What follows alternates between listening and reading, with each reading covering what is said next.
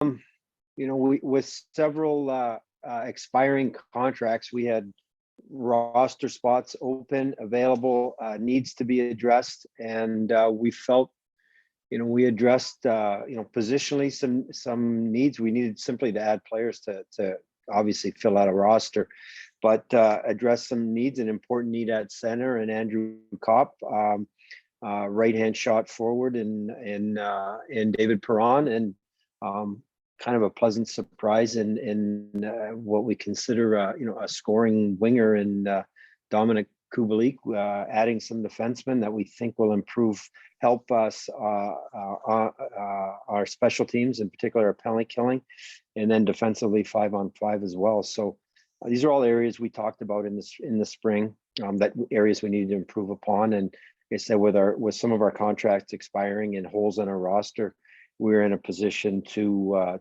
bring in some new faces and players we think address some of these needs. You had spoken at the end of the season about how the team needed to be better defensively. How important was it to give Derek the pieces to try to make that happen?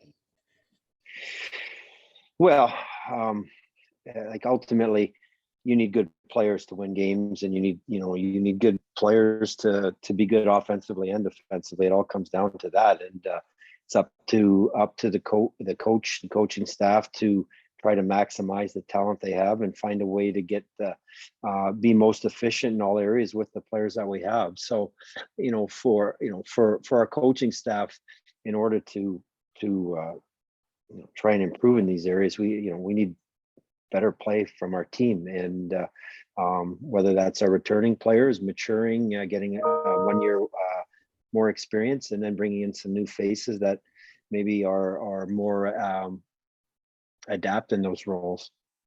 And lastly, just with development camp having been here this week, you've talked about how you weren't sure going into last season, whereas Lucas Raymond had maybe a little more confidence in Moritz Seider. How would you rate Simon Edvinsson's preparedness and the benefit of him going to World Juniors right before coming to camp? Yeah, well, that tournament, all these experiences, I think, are fantastic for players to go into these World Junior tournaments. They're great experiences individually for them, but also in the development as hockey players playing in big games and do or die games and under the pressure, I think is great. I think this tournament in August, actually, you look at the positive, what a better way to prepare yourself for a training camp, playing in a really highly important tournament, a highly competitive tournament. So I see it kind of as a positive. Comparing his situation to maybe Moritz's a year ago. Moritz had a year in the American League and a year in the Swedish Hockey League. Simon is a year younger and just coming 1 year out of the Swedish Hockey League. So just, a year less experience, a year younger. And we'll see how he does. But, seeing him here in the development camp, he's obviously very tall. He's very thick. It's actually the first time I've gotten to meet him in person since drafting him. He's thicker than I expected, which is in a good way. He looks very strong. His skating is excellent. So we're optimistic. We'll give him an opportunity, and if he's ready to play a regular role, that would be great for us. And we'll just kind of let the whole thing play itself out. But the World Juniors will be a great stepping stone coming into training camp to try and make a good impression and earn a spot on the team. One last one for me. You've said numerous times, you're not going to put a date on a playoffs or anything. Do you allow yourself to think about playoffs a little bit more now with the changes you've implemented? No, my approach, I guess, what I tried to do was try and address some areas, improve our team, or acquire some players or add some players that I think would, improve our team. And today, it's what is it, July 14th?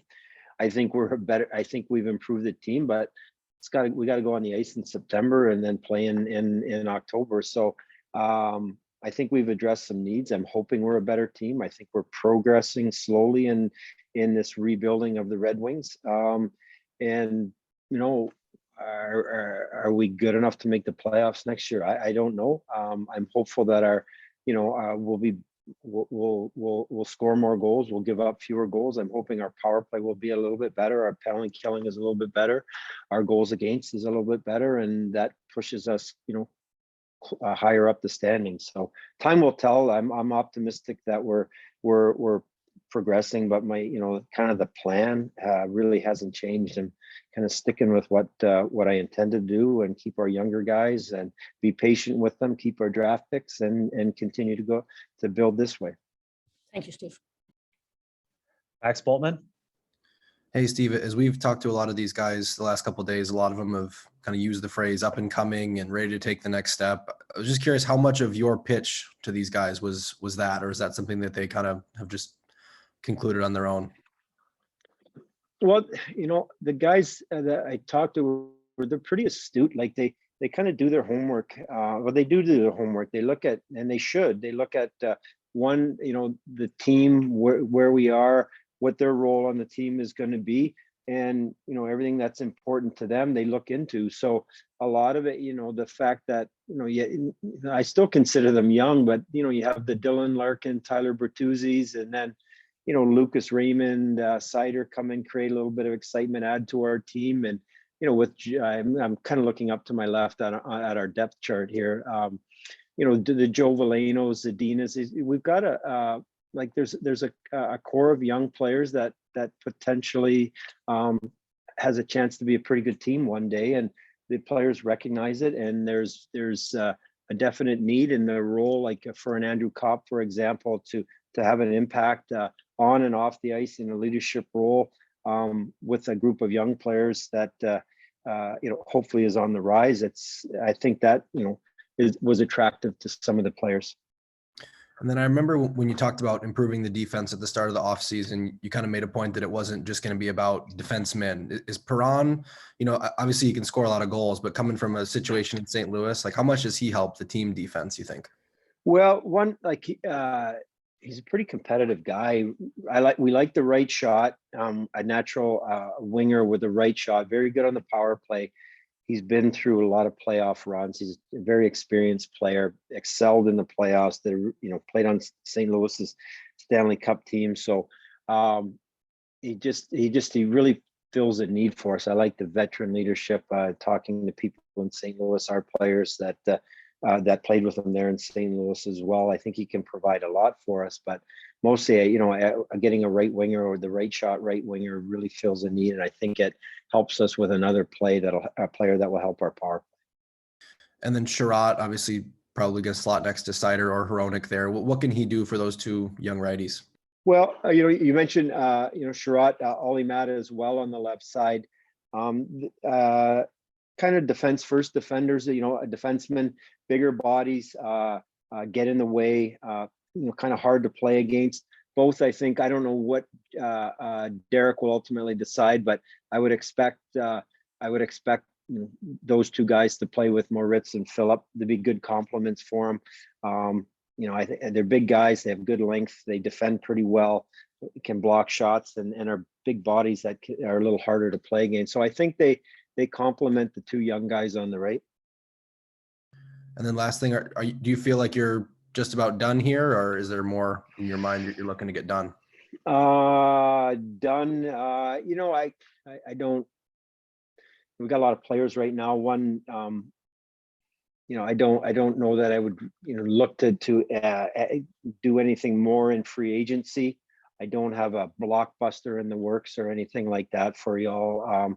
I think we get through the free agency here and, kind of explore, some teams that have to make moves in light of what's happened. I'd certainly, I think it's important to kind of keep looking around, to keep communicating with other teams around the league to see if there is any potential fit. But I don't see us being, I don't expect to, I wouldn't expect me to announce any signings of future signings. We got 8D under contract with Jake Wallman yet to be signed, and we'll get that done. We've got depending on where you want to slot guys, even 15 forwards with Robby Fabbri will be out to start the season as well. Kind of want to see how things play out with our group. I'm pretty content right now to go into training camp with the group that we have. But I would also, I wouldn't be doing my job if I wasn't exploring if there's any other opportunities out there via trade, or, what I wouldn't want to do is go and sign another free agent, significant free agent, and put myself in a position where I have to trade somebody for whatever reason, because that's not a good time to do it. So, but I'm always looking at ways to try and get better. Thank you. Ansar Khan. Yeah, hi, Steve. You added some size and some grit with guys like Sherratt and Perron. You mentioned wanting to be harder to play against. How much of an emphasis was that? Well, yeah, I think it's important for whether it's the new players that can't come in, or our current team. Harder to play against isn't necessarily in running guys through the glass or anything. It's being more dogged on the puck, being more responsible with the puck, being tighter defensively, more diligent defensively, competing harder. So, Sherratt's a big body. Matt is a big body. Even Kubalik's an offensive player, but like he's a big, strong guy. So we want to be harder to play against because we're better defensively. We're more competitive. And even, we have more depth up front that we can match up better against, whether it's strong offensive teams or strong defensive teams. You added a couple of cup winners in Mata and Perron, and some guys with extensive playoff experience. How much can that help just the influence on a young team? Well, I think, I think guys that have been in good programs that have been successful, that have played in the league a long time, they learn a lot throughout their career from playing with good players, playing for good coaches, about the day-to-day habits of things you need to do to be successful and remain in the league. So I think I believe they really have a positive influence. I think you talk to any player that came into the league at 18, 19, or 20, the things they learn throughout their career, good things, and the guys that survive and perform well, they've learned to be pros. They learned the good habits. They know what what good teams do, the characteristics of good teams, what are the characteristics good teams have, how you fit into a team and how you lead and how you conduct yourself. So I think that's all things that can be beneficial to our team, bringing these guys in. They're good people, good character people, and good hockey players as well. Thanks, Steve. John Neal. Hey, Steve, just wondering, when did you start to zero in on Cop, and why, I guess, in your mind? And obviously you've been pretty conservative with term, but here's one that gets 5 years, et cetera. Yeah, well, there was a small group of centermen that were free agents this year that we had some interest in. What we like about Andrew is, he is a centerman. He's 28 years of age. He's a very good athlete. He's very versatile. If you watched him this year with Winnipeg, you watched him when he went to the Rangers. He's playing center. He's playing the wing. He can play on the power play. We watched him against us here in Detroit, playing in the bumper in the middle on the power play. Plays on the penalty kill. He's a good face-off man. So he's very versatile. And at the age of 28, I'm comfortable offering a player a 5-year contract. We think he's a good athlete. We know he's a good athlete. We believe he takes real good care of himself. He's very professional. So at the age of 28, giving a guy a 5-year contract wasn't a concern for me. And then obviously you'll have a lot of new faces come training camp. You also have a new coaching staff. Does that in a way make things a little easier to sort of integrate all this and get this thing rolling out of the gate? Having a new coaching staff? Just, it's sort of a fresh start for everybody. So these new guys, it's not like they're trying to fit into an old system, if you will. Well, there's a bunch we're going to have 6 or 7 new faces in the lineup on opening night, potentially. New coaching staff.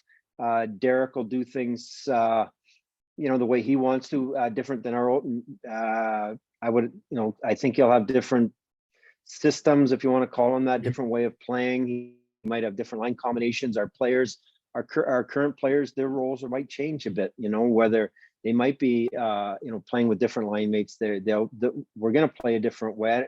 I've talked to Derek through the hiring process about his thoughts on defensive zone coverages, neutral zone coverages, how you play off face-offs offensively, defensively, and power play structures and things like that. So it's going to be an adjustment for our players, not only because you have a new coach who may want to use guys in a different way and play a different way, but you'll have a lot of new faces that'll be in the lineup and might be better. It might make us a better team by playing in a spot some of our existing players were used to playing in. So there is an adjustment for sure. The training camp is 23 days long. There's good and bad to playing 8 preseason games. Yeah, 8 preseason games. I think that's a really good way to get comfortable within a system. We'll try to get as many practices as we can to get familiar with the way the coaching staff wants to play. It'll take some time. I'm hopeful that we get off to a good start, obviously, but it could take a little time for everything to get sorted out and all the new faces to gel together. So we'll see how it goes, but I think there'll be a lot of excitement. I'm expecting our players to come into training camp a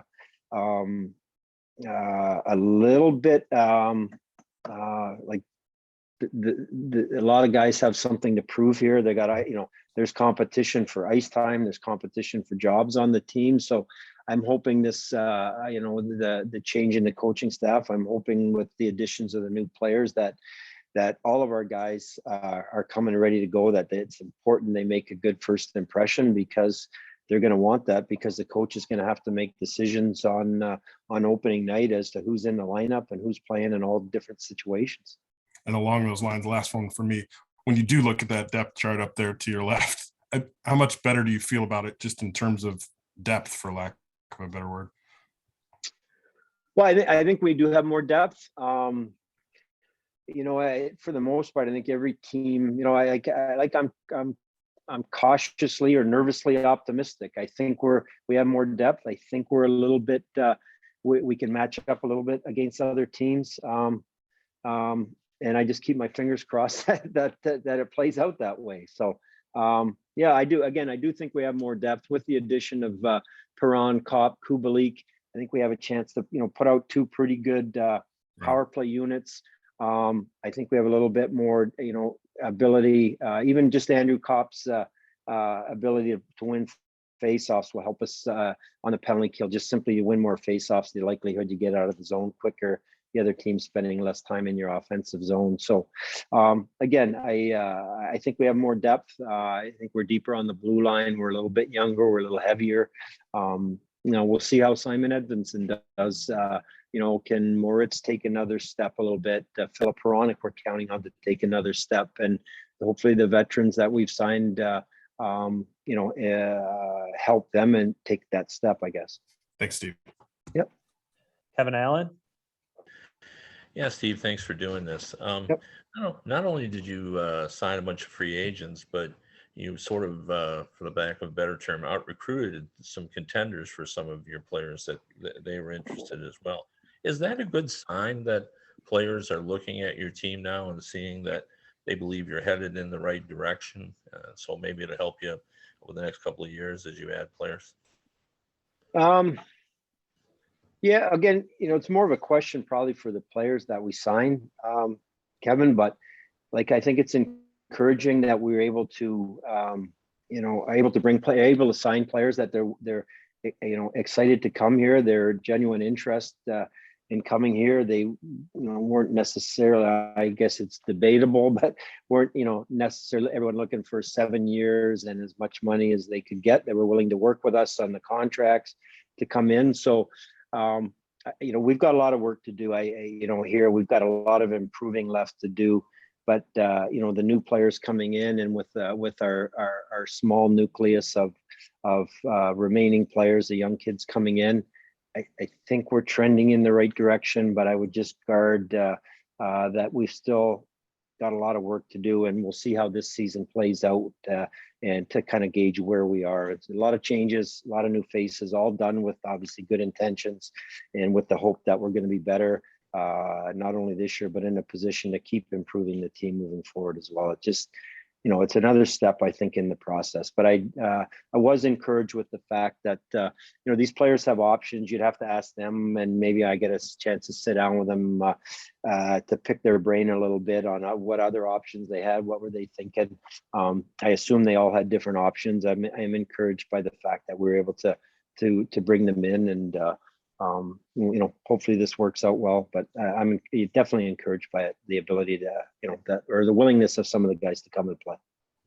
And see, once your team is labeled as a rebuilding team, there's always an expectation that there's a possibility of rookies making the team. You've been pretty consistent in saying that a rookie's got to earn his way on, and that you're not going to hold a place for one. But when you look at the depth that you've added yesterday, did it suddenly become a lot harder to make this team if you're a rookie coming into training camp this season?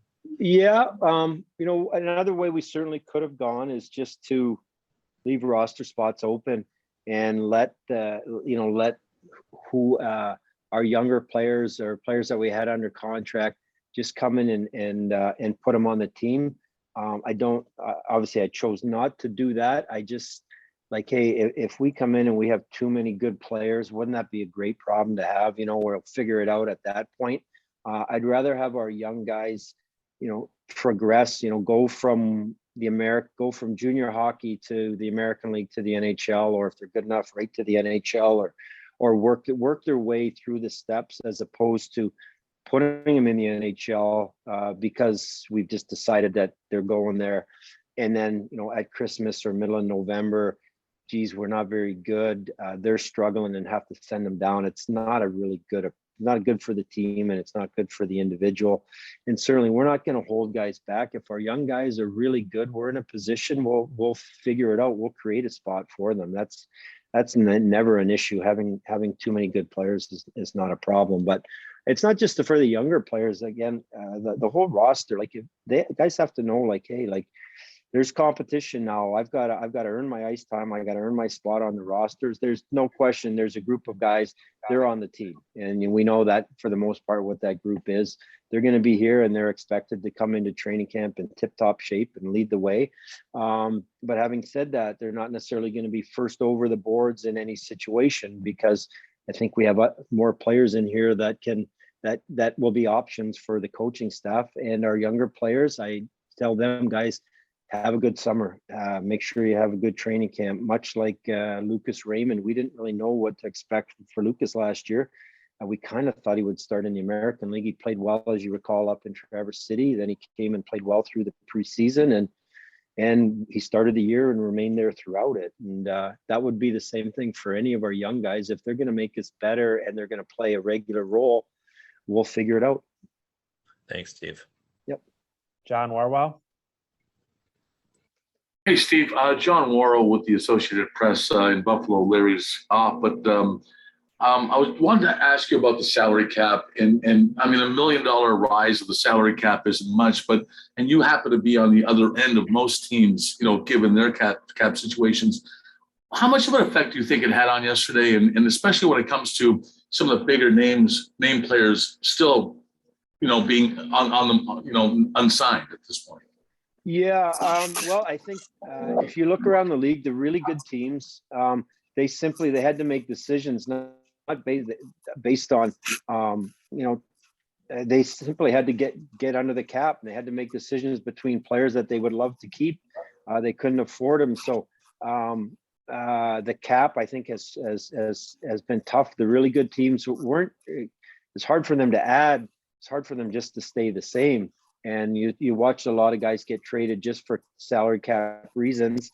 And then, at the other end of the spectrum, you have some teams that are rebuilding that are taking a more conservative approach and not, doing what they require to get to the floor, and are prepared just to be patient and acquire more draft picks and are at just a different stage. So between those two ends, I think there's, it's hard for some of the for everybody to find spots. It really is. And I think that's, I haven't really been busy with some other things this morning here, but I don't know if there's been any major signings today, but there's limited spots for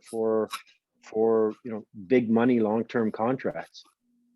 And just as a follow-up, and Andre Palat was the only guy who signed, and he did that late last night. But just as a follow-up, just how does your cap situation, knowing you have an edge on other teams when it comes to being able to spend, how does that alter your approach, or maybe how does it change your approach, or provide you some kind of a philosophy on how to go after or target free agents that you might want?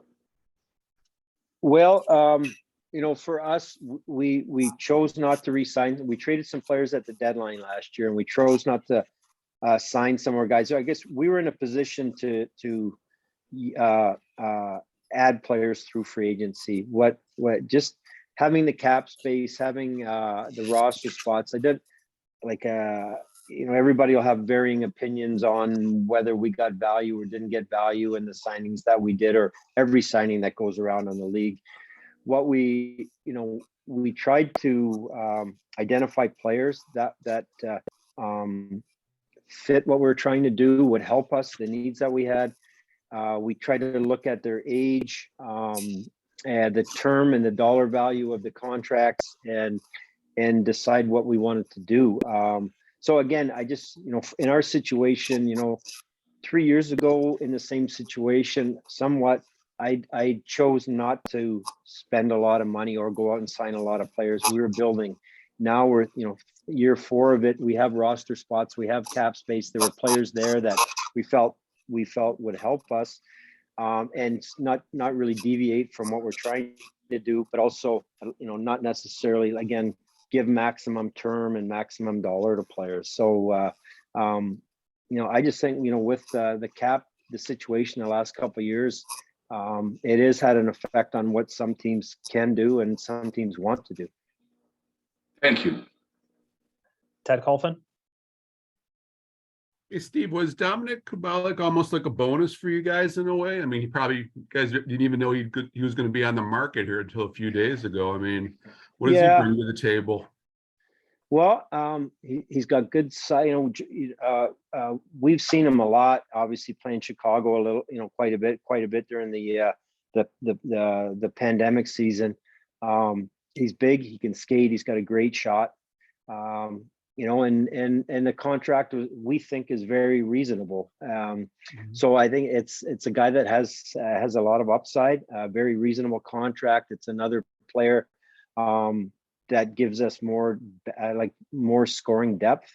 So yeah, it was, you kind of you read these things as you're getting closer, who's getting QO'd, not. There was a sense that Dominik might not get QO'd, and as it turned out, it didn't. So we reached out to him really through Yuri Fisher, and he expressed an interest in coming. So we were pleased, very pleased. I think it's a very, very reasonable contract, and gives him an opportunity to kind of show, do his thing and perform well, and then we go from there. Forgive me, the dog was barking up a storm when he brought it up. Is Fabbri not going to be quite ready for camp at the start of the season? Yeah, Robby won't be ready. He won't be ready to start the season. I don't have an exact date for you. Probably be able to do that, in September, but yeah, he won't be ready. Jake Wallman and Robby won't be ready to start the season. Forgive me, did Jake have surgery too? Jake had shoulder surgery, yes, at the end of the season. Gotcha. All right, thanks for this. They'll both be fine and ready, but it just won't be at the start of the season. That's good. Thanks, Steve. Yeah. Last question, Art Regner. Hi, Steve. I want to ask you this question and put it kind of in a context that, the moves that you made yesterday, was this more of a message, or people are reading into it that the rebuild is taking the next step? I know you've kind of answered it, but was this a message to current Red Wing players that have been here, that the infancy stage or the foundation is laid for this rebuild? It's time for everybody to up their game. Not really, Art. First, guys like Dylan, Tyler, to some extent, Philip Perron. I look up guys that have been here for, since I've been with the Wings, that like it's been tough on them, like they're grinding it out. They've been great, positive guys and understand what we're doing. And, so really, it's simply this, like we had roster spots open, we have cap space and we got to fill those spots. Let's decide how we fill them. Let's decide how much money we want to spend and then how much money we want to spend on any particular player and really put the best team we can on the ice. And so that's what we did. And I think that, we're trying to improve. My message to the players, I guess, would be just, look, we are improving. We think the moves we made this summer are going to make us a better team. Our expectation is to be better. And for all of our guys, you know what, there's better players around you. Our expectations are going up and we're counting on everybody to improve. So, again, the message doesn't, or the plan really hasn't changed. As contracts have expired, of roster spots open, we're going to continue to move our younger players in and try to fill in our roster, complete our roster, improve our team with free agents that either are going to help us in the short term or are going to continue to be here as we get better.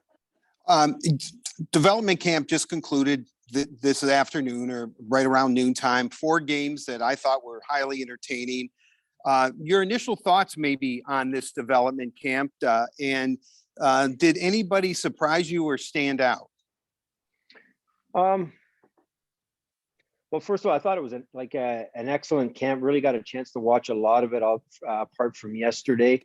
I thought Danny Cleary and our entire staff did a really good job in preparing it and organizing the camp. The feedback in watching the players, they seem to really enjoy all the different aspects of the week, the different things that were provided to them. I'm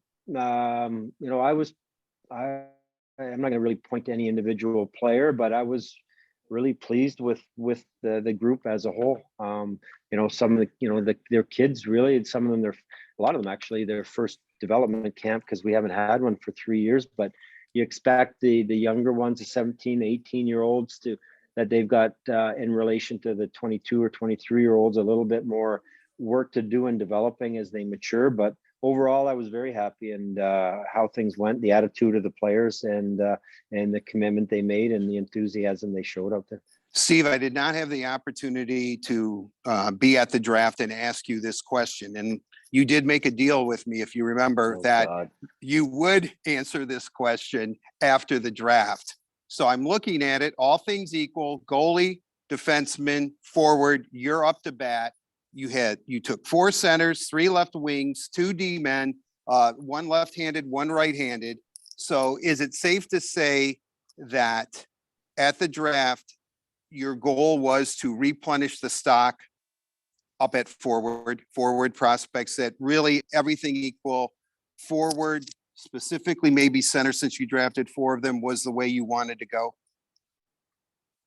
Well, I would say not necessarily. Chris, they put together the list of players. We know we have the 8th pick, and we put together the list accordingly, who they think the best prospects are in that spot. And when we picked 8th, the highest player on our list happened to be a centerman, so we took him. If it was a goalie, we might have taken him. Try not to overthink it, and that's what we had it. I guess you're like, we do need a centerman. We drafted a few of them, but again, we look at it in each of the rounds. Who do we really want at that pick? And it gets a little, with each round as you go along, the lines are blurred a little bit, and you got all these players from all over the world, really, and you can really pick any one of them. But so we may go a little bit more positional later in the draft, but up at the top, again, we had Marco right there, and that was the top player on the list with that pick. And had one of the guys, I'm not going to tell you exactly where we had him, but if somebody ahead of him was a different position, we probably would have had to go that way. All right, one final question. And some of the best hockey I've ever seen, believe it or not, was watching practice sessions of the teams that you played on because there was competition for roster spots for some of the players. I'm kind of curious, how important is it to have competition for jobs within the team? How much better does that make each player knowing that, they have to bring it every day? Yeah. Well, I just think the level of practice, the level of intensity, the work ethic, I find that the top players, like Nicholas Lidstrom showed up every day. Chris Chelios, they showed up every day. They worked hard. They were really good on the ice. Igor Larionov, Pavel, all these guys were really hard workers. They're very professional, and they just elevated the atmosphere, the everything about it. So, the more good players we can have, guys are naturally competitive. They look around, they see a guy doing something well, they're going to try and outperform them, and I think guys enjoy competition. I think they like being pushed. So I think it's a good thing. I think you'll see, again, the group that we have here, I think for the most part, I think they're all pretty driven guys. They're motivated, and what they're going to have to do is really perform and produce. And what it does do is, there's some nights where it's a bit of a grind, and you just kind of, you've got to figure out a way to play well, because it's, with more good players, the coach has different options to put a player in a situation or play other guys more. You're not gonna play, X amount of minutes and in all these situations just because the coach looks down the bench and doesn't have anybody to put out there, or doesn't feel confident putting anybody out there. I think with the group that we have, Derek will have a few more options when he looks down the bench in any situation. Great. Thank you, Steve. Appreciate it. No problem. All right, those are all the questions we had. Steve, thanks so much for the time today. Thanks everyone for joining us. Yeah, appreciate everybody taking some time. Thank you.